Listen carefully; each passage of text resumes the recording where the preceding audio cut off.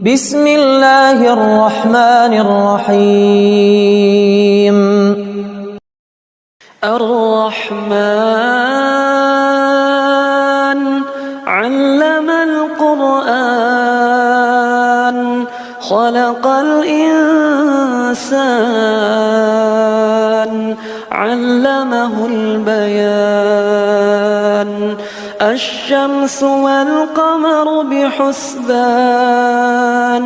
والنجم والشجر يسجدان والسماء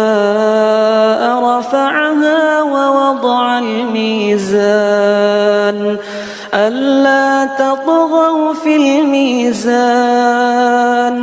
وأقيموا الوزن بالقسط ولا تخسروا الميزان والأرض وضعها للأنام